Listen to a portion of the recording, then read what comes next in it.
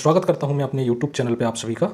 तो देखिए, अब हम इसी सीरीज में अपना नेक्स्ट चैप्टर जो थर्ड चैप्टर है दैट इज़ इमर्जिंग ट्रेंड्स, इसके पर हम चर्चा करेंगे। आज हम पढ़ेंगे कि कौन कौन से कंप्यूटर साइंस में ऐसे इमर्जिंग ट्रेंड्स हैं या जो न्यू टेक्नोलॉजीज आई हैं वो कौन कौन सी हैं और ये किस प्रकार से काम करती हैं, इनका बेसिक कॉन्सेप्ट क्या होता है और क्यों ये इतनी पॉपुलर हैं, इन सभी की चर्चा करेंगे। तो देखिए, इमर्जिंग ट्रेंड्स मतलब होता है कुछ न्यू टेक्नोलॉजी कंप्यूटर में टाइम के साथ क्या हुई हैं, एक्सप्लोर हुई हैं और इन टेक्नोलॉजी से जो हमारी डेली लाइफ है इन पे काफ़ी कुछ इम्पैक्ट हुआ है, काफ़ी कुछ चेंजेस आए हैं और इसी कारण से ये टेक्नोलॉजीज़ इतनी ज़्यादा पॉपुलर हुई हैं। तो कुछ टेक्नोलॉजीज़ टाइम के साथ जो पॉपुलर हुई हैं उन सभी टेक्नोलॉजीज़ या उन सभी टेक्नोलॉजीज़ के जो ट्रेंड्स हैं उनके बारे में हम आज डिस्कस करेंगे। इन टेक्नोलॉजीज़ में जो बहुत ज़्यादा पॉपुलर हुई हैं उनमें से कुछ हैं जैसे कि आर्टिफिशियल इंटेलिजेंस हो गई, बिग डेटा हो गया, IoT हो गया, internet of things, cloud computing, grid computing and blockchains. So these are some new trends in the technologies which are very popular. And why these are popular? So reason behind of these things is because these technologies change the human life. So ये technology इतनी popular क्यों है? क्योंकि इन technology से human life में काफ़ी कुछ changes आए हैं। तो देखिए, सबसे पहले हम इसमें डिस्कस करेंगे आर्टिफिशियल इंटेलिजेंस। जैसे कि नाम से समझ में आ रहा है, आर्टिफिशियल इंटेलिजेंस मीन्स, आर्टिफिशियल का मतलब क्या होता है? आर्टिफिशियल मीन्स मैन मेड, या जो हमने क्या किया है इसको बनाया है। ह्यूमन मेड्स जो या मैन मेड जो चीज़ें होती हैं उनको क्या बोलते हैं? हम आर्टिफिशियल बोलते हैं। और इंटेलिजेंस मीन्स जिस प्रकार से ह्यूमन इंटेलिजेंट होता है कि वो जैसे ही मान के चलिए सिचुएशंस आती हैं अपने आप को उसके हिसाब से क्या करता है, चेंजेस लाता है। जैसे कि अगर कोई चीज़ गर्म है तो हम छूते हैं तो क्या करते हैं, उससे अपना हाथ या जो भी बॉडी का पार्ट होता है उसको क्या कर देते हैं, वहाँ से हटा लेते हैं। क्यों? क्योंकि हम इतने इंटेलिजेंट हैं। ह्यूमन क्या होता है, काफ़ी इंटेलिजेंट है और वो जैसी सिचुएशन होती है उस सिचुएशंस के हिसाब से अपने आप को क्या करता है, रिएक्ट करता है। ठीक है। तो आर्टिफिशियल इंटेलिजेंस का मतलब ये होगा कि कंप्यूटर्स को हम ह्यूमन की तरह क्या करना चाहते हैं, इंटेलिजेंट बनाना चाहते हैं, या कंप्यूटर को हम ह्यूमन की तरह इंटेलिजेंट ऐसा बना दें कि वो क्या करे, सिचुएशन के हिसाब से या टाइम के हिसाब से क्या करे, अपने आप को ढाल ले या वो बिहेव करे कि कौन सी सिचुएशन पे उसको क्या करना चाहिए, उसके हिसाब से क्या करता है, वो काम करता है। सो ये क्या हो गया, कुछ आर्टिफिशियल इंटेलिजेंस हो गया। ठीक है ना। कुछ टेक्निक्स होती हैं, कुछ एल्गोरिथम्स होती हैं, उन एल्गोरिथम्स को हम क्या करते हैं, कंप्यूटर के अंदर इस तरीके से डिजाइन करते हैं कि जो कंप्यूटर है वो भी ह्यूमन बींग्स की तरह क्या करता है, इंटेलिजेंट बिहेव करने लगता है। ठीक है ना। तो देखिए, अभी जैसे कुछ एग्जाम्पल्स देख लें अपन। तो आजकल क्या करते हैं कि जैसे मान के चलिए हम क्या करते हैं कि फेसबुक पे अगर मान के चलिए किसी की फोटो डालते हैं तो वो ऑटोमेटिक क्या कर लेता है, कंप्यूटर क्या कर लेता है, उसको ऑटोमेटिकली क्या करता है, टैग कर देता है। तो ये कैसे कर देता है? क्यों? क्योंकि जैसे ही हमने उसकी फ़ोटो डाली, कंप्यूटर के अंदर कुछ डेटा पहले से पड़ा हुआ, या उसकी फ़ोटो अगर कहीं पर भी इंटरनेट पर मिल जाएगी, वो क्या करेगा, उसकी फ़ोटो को मैच करेगा और जैसे ही मैच करेगा उसके नाम को वहाँ से क्या कर लेगा, वो फैच कर लेगा और यहाँ पर ऑटोमेटिकली क्या कर देगा, उसको टैग कर देगा। ठीक है। तो ये क्या है, कंप्यूटर यहाँ पर एज एन आर्टिफिशियल क्या कर रहा है, अपने आप को प्रेजेंट कर रहा है। ठीक है ना। इसकी कुछ और एप्लीकेशंस हैं जहाँ पर आर्टिफिशियल इंटेलिजेंस यूज होता है, जैसे कि आपका सिरी हो गया, गूगल नाउ हो गया, कॉर्टाना हो गया, अलेक्सा हो गया। So these are power of AI। ये सभी क्या है, पावर हैं। जैसे कि अब ये क्या करते हैं, गूगल से हम जैसे बोलते हैं कैमरा को ऑन कर दीजिए, किसी की फोटो क्लिक कर दीजिए, अलार्म सेट कर दीजिए, किसी को कॉल लगा दीजिए, तो क्या करता है गूगल नाउ उस पर क्या करता है, उसको कॉल कर देता है, उसकी फोटो खींच लेता है। ये सब काम वो क्या करता है, जैसे ही हम बोलते हैं उसको ऑटोमेटिकली वो करने लगता है।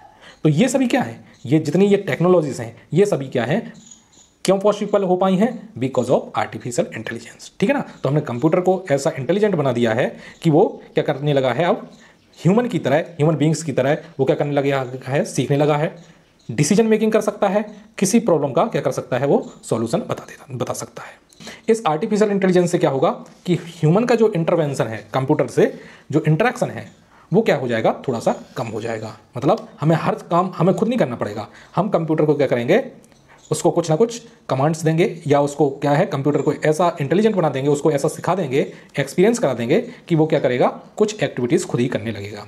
ठीक, अलार्म सेट कर दीजिए, तो वो कैसे सेट कर देता है, एक्सपीरियंस होते हैं उनसे सीखता है। ठीक है ना। और जो पास्ट एक्सपीरियंस हो गए उनसे सीखेगा और उनके आधार पर न्यू डिसीजंस क्या कर सकता है, वो ले सकता है। ठीक है ना। तो ये हो गया आपका आर्टिफिशियल इंटेलिजेंस। नाम से जैसे समझ में आ गया होगा आपको कि आर्टिफिशियल इंटेलिजेंस का एक्चुअली मतलब क्या होता है। ठीक है ना। अब जो दूसरी है, आर्टिफिशियल इंटेलिजेंस के अंदर आर्टिफिशियल इंटेलिजेंस के अंदर जो चीज़ है या सब सिस्टम है उसका आर्टिफिशियल इंटेलिजेंस का, वो है आपका मशीन लर्निंग। अब देखिए यहाँ पर भी नाम से समझ में आ रहा होगा मशीन लर्निंग का मतलब क्या होता है। मशीन लर्निंग का मतलब होता है मशीन भी क्या करती है, ह्यूमन बींग्स की तरह क्या करने लगे, लर्न करने लगे, मशीन लर्निंग कहलाएगी। ठीक है ना। अब ये सीखेगी कैसे, जैसे कि मान के चलिए हम भी कहाँ से किसी चीज़ से सीखते हैं, तो हम कहाँ से सीखते हैं, हम किसी जो डेटा होता है हमारे पास, ठीक है ना, उससे सीखते हैं। मान के चलिए बुक्स पढ़ के सीखते हैं, है ना, टीचिंग से सीखते हैं, ठीक है ना। तो ऐसे ही मशीन भी क्या कर सकती हैं या अपने कंप्यूटर्स भी क्या कर सकते हैं, वो भी सीख सकते हैं। अब ये कंप्यूटर कैसे सीख सकते हैं, ये कंप्यूटर सीख सकते हैं जो डेटा हम कंप्यूटर में स्टोर करते हैं उससे सीख सकते हैं। तो क्या करते हैं, कुछ एल्गोरिथम्स या कुछ ऐसे मॉडल्स यूज किए जाते हैं मशीन के अंदर जो क्या करते हैं, जो हमारे पास अवेलेबल डेटा है, जो अवेलेबल डेटा है उस डेटा पे हम क्या करते हैं, इनकी ट्रेनिंग करवाते हैं। जो पास्ट या जो डेटा पड़ा हुआ है हमारे, उस डेटा पर हम क्या करते हैं, इसकी ट्रेनिंग करवाते हैं, उसकी टेस्टिंग करवाते हैं, और ट्रेनिंग और टेस्टिंग के बाद हम चेक करते हैं कि जो रिजल्ट प्रोवाइड दे रहा है या जो मशीन रिजल्ट प्रोवाइड कर रही है वो रिजल्ट्स आपके एक्सेप्टेबल लेवल पर हैं कि नहीं, मतलब उसकी एक्यूरेसी कितनी है। अगर आपको लगता है कि इनकी एक्यूरेसी एक अप टू लेवल है, तो फिर क्या कर देते हैं, वो एक आपका एक टेक्निक हो गई, और उस टेक्निक का यूज करके हम जो न्यू डेटा है उस पर क्या कर सकते हैं, प्रिडिक्शंस या रिजल्ट्स निकाल सकते हैं। तो ये क्या है, मशीन्स को हमने ऐसे सिखा दिया कि वो भी क्या करने लगी, ह्यूमन की तरह डिसीजंस मेकिंग या प्रिडिक्शन करने लगी। तो आपके पास डेटा अवेलेबल होगा, उस पर ये ट्रेनिंग लेंगी, टेस्टिंग होगी, और जब हमें लगेगा कि इनकी एक्यूरेसी अप टू लेवल है, तो उसके बाद हम उसको एक टेक्निक के रूप में यूज करेंगे और नए डेटा पे उसको इम्प्लीमेंट कर पाएंगे। So this is now called machine learning. ये क्या कहलाएगी, आपकी मशीन लर्निंग कहलाएगी।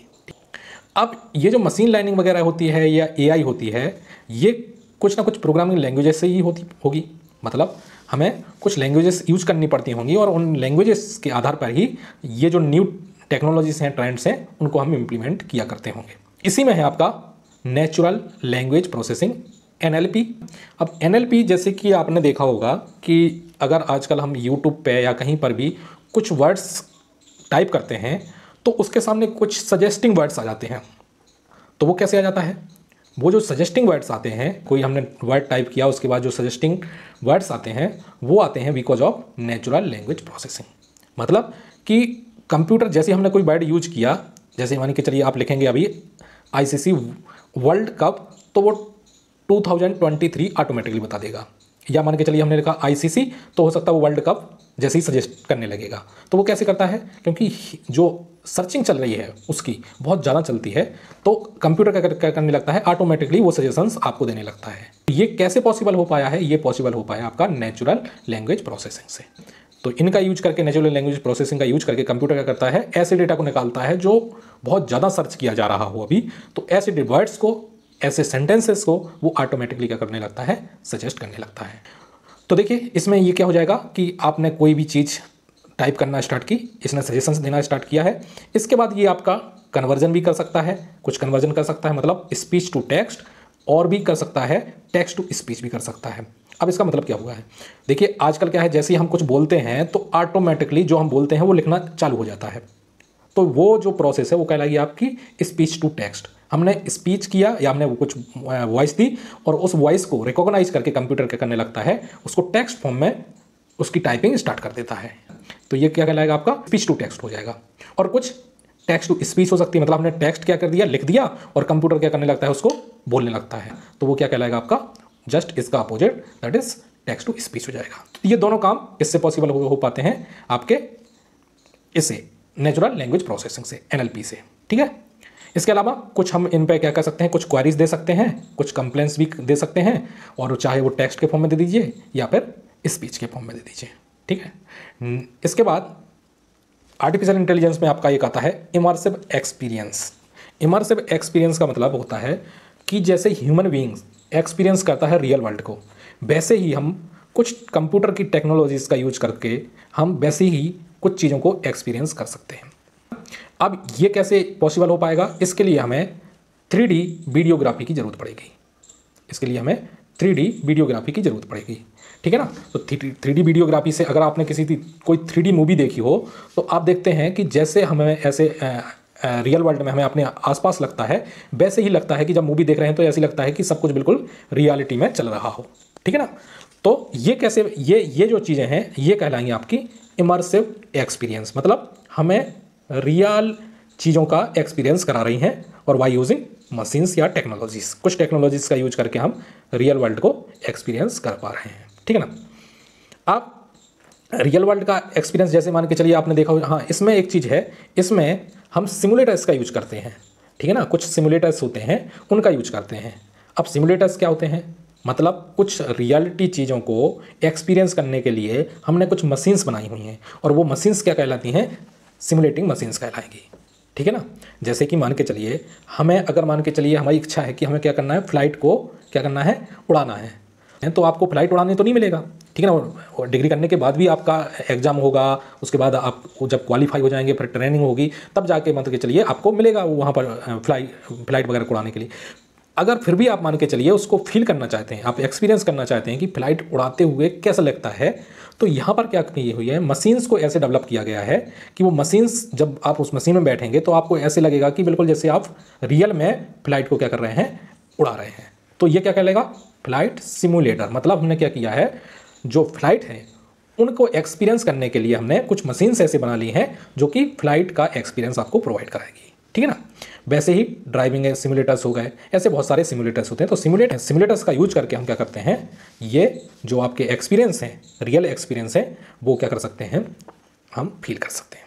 तो इमर्सिव, जो हमारा इमर्सिव अभी पढ़ रहे थे यहाँ पर, इमर्सिव एक्सपीरियंस जिसको बोला है, यहाँ पर हम इमर्सिव एक्सपीरियंस की जो बात कर रहे थे, अगर यही इमर्सिव एक्सपीरियंस फील करना चाहते हैं तो ये इमर्सिव एक्सपीरियंस हम फील कर सकते हैं दो तरीके से हम इसको फील कर सकते हैं। और ये दो तरीके कौन से होते हैं, एक होता है आपका वर्चुअल रियलिटी और दूसरा होता है आपका ऑगमेंटेड रियलिटी। अब वर्चुअल रियलिटी और ऑगमेंटेड रियलिटी क्या है, वर्चुअल रियलिटी मतलब क्या हो गया आपका VR। ठीक है ना, वर्चुअल रियलिटी हो गया। तो ये वर्चुअल रियलिटी कैसे काम करती है, इसके लिए क्या होते हैं, आपके हेडसेट होते हैं, वर्चुअल रियलिटी हेडसेट। देखिए यहाँ पर वर्चुअल रियलिटी हेडसेट ये लगाया हुआ है और ये हेडसेट जैसे ही आप लगाएंगे तो आपको रियल, जैसे रियल वर्ल्ड होता है वैसे ही आपको क्या करने लगेगा, फील कराने लगेगा। तो कंप्यूटर को ऐसे हमने क्या किया है, डिज़ाइन किया है, ऐसे हमने उसको सिमुलेट किया है कि वो हमें क्या करता है, रियल वर्ल्ड को एक्सपीरियंस करा देता है। अब जो रियल वर्ल्ड है, जो वर्चुअल रियलिटी है, ये कहाँ कहाँ पर आपकी यूज होती है, मतलब कौन कौन सी ऐसी फील्ड्स हैं जहाँ पर आपका वर्चुअल रियलिटी यूज होता है। देखिए यहाँ पर इसके नाम से समझ में आ रहा है ना, इसकी डेफिनेशन अगर आपको लिखना हो तो यहाँ पर कैसे लिखेंगे कि वर्चुअल रियलिटी होती क्या है। तो वर्चुअली हम रियल वर्ल्ड को अगर फील करना चाहते हैं कि वो एक्चुअल में कैसे बिहेव करेगा, कैसे चीज़ें दिख रही हैं, तो उसके लिए हम क्या करेंगे, यहाँ पर हेडसेट का यूज करेंगे, वर्चुअल रियलिटी हेडसेट का यूज करेंगे। और वर्चुअल रियलिटी हेडसेट के यूज से हम क्या करते हैं, रियल वर्ल्ड को फील करने लगते हैं, या जो सिमुलेट किया है उसको फील करने लगते हैं, तो वो कहलाएगा आपका वर्चुअल रियलिटी। ठीक है। अब इनका जो यूज होता है कौन कौन सी फील्ड्स में होती है, न्यू फील्ड्स में कौन कौन सी फील्ड्स में वर्चुअल रियलिटी का यूज होता है, वो फील्ड्स हैं आपकी यहाँ पर गेमिंग में यूज होगा, मिलिट्री ट्रेनिंग में होगा, मेडिकल प्रोसीजर्स में होगा, एंटरटेनमेंट में होगा, सोशल साइंस एंड साइकोलॉजी में, इंजीनियरिंग में, और भी आपके क्या है अदर एरियाज हैं जहाँ पर सिमुलेशन का यूज करके हम क्या करते हैं, इन सभी एक्सपीरियंस को अंडरस्टैंड कर सकते हैं, लर्न कर सकते हैं, समझ सकते हैं। ठीक है ना। तो ये क्या कहलाएगा आपका वर्चुअल रियलिटी। दूसरा आपका होता है इमर्सिव एक्सपीरियंस का टाइप जो है वो दूसरा होता है आपका ऑगमेंटेड रियलिटी। अब ऑगमेंटेड रियलिटी का मतलब क्या हो गया, तो ऑगमेंटेड रियलिटी का मतलब हो गया कि जो आपका एग्जिस्टिंग फिजिकल सराउंडिंग्स है उसका super imposition of computer generated perceptual information over the existing physical surrounding is called augmented reality. ठीक है ना, अभी समझ में नहीं आया होगा। इसको कुछ हम इस तरीके से हम समझते हैं कि मान के चलिए अगर हमें कोई लोकेशन है या कोई फिजिकली कोई चीज़ है, जैसे कि हम मान के चलिए ताजमहल देखा और ताजमहल की फ़ोटो कैमरा उसके ऊपर जैसे ही हमने किया ताजमहल के ऊपर, तो कंप्यूटर क्या करने लगेगा, उस ताजमहल के बारे में इंफॉर्मेशन जो भी होगी वो देने लगेगा। वो जो चीज़ है, मतलब हमने क्या किया, फिजिकल कोई चीज़ है उसके ऊपर जैसे ही कैमरा किया तो कंप्यूटर को या हमने अपने मोबाइल को या हमने अपने ये जो पर्सनल असिस्टेंट डिवाइस है उसको कुछ इस तरीके से ट्रेंड कर दिया कि वो जैसे ही उसने फिजिकल किसी चीज़ को देखा है उसके बारे में जो भी इन्फॉर्मेशन है वो इन्फॉर्मेशन देने लगा। तो ये जो चीज़ है ये कहलाएगी आपकी ऑगमेंटेड रियलिटी। देखिए दोनों चीज़ों में अंतर है, ऑगमेंटेड रियलिटी और आपके वर्चुअल रियलिटी में। वर्चुअल रियलिटी में हम वो चीज़ें देख रहे हैं कि वो चीज़ कैसे दिखती है, कैसे हम फील होती है, तो उसको हम एक्सपीरियंस कर रहे हैं, फील कर रहे हैं। और यहाँ पर हमने क्या किया कि फिजिकल चीज़ को, यहाँ पर देखिए उल्टा है कि यहाँ पर आपने किस चीज़ को वर्चुअली हमने क्या किया है कि ऐसे चीज़ें डिज़ाइन कर रखी हैं कंप्यूटर की हेल्प से कि वर्चुअल चीज़ें हमें जो कंप्यूटर के अंदर वर्चुअली एग्जिस्ट कर रही हैं वो हमें रियल दिख रही हैं, रियल दिख रही हैं। कि मान के चलिए अगर कंप्यूटर के अंदर अगर ताजमहल को यहाँ पर हमने कंप्यूटर के अंदर ऐसे डिज़ाइन कर दिया है तो जैसे ही हम वर्चुअल रियलिटी हेडसेट का यूज करके उसको देखेंगे, कंप्यूटर के अंदर स्टोर है जो, उसको देखेंगे तो हमें ऐसे लगेगा कि हम क्या कर रहे हैं, ताजमहल को रियली देख रहे हैं कि एक्चुअल में वो कैसे दिखता है वो दिखने लगेगा। पर ऑगमेंटेड में क्या है कि जब हम फिजिकल ताजमहल पे जाएंगे और उस पर हमने कैमरा किया, उसकी फ़ोटो कैप्चर की और कैप्चर करने के बाद वो क्या करने लगेगा, कंप्यूटर उस ताजमहल के बारे में बताने लगेगा कि ताजमहल कैसा क्या है, इसके बारे में पूरी इसकी हिस्ट्री बताने लगेगा। ठीक है ना। तो ये चीज़ कहलाएगी आपकी ऑगमेंटेड रियलिटी। इसके बाद आपका रोबोटिक्स है। फिलहाल इस क्लास को अभी इतना ही रहने देते हैं, नेक्स्ट क्लास में हम इसके आगे का डिस्कस करेंगे। अगर ये इन्फॉर्मेटिक्स लगती है तो आप चैनल को सब्सक्राइब कर लीजिए, लाइक करिए और अपने दोस्तों में शेयर करिए। Thank you so much.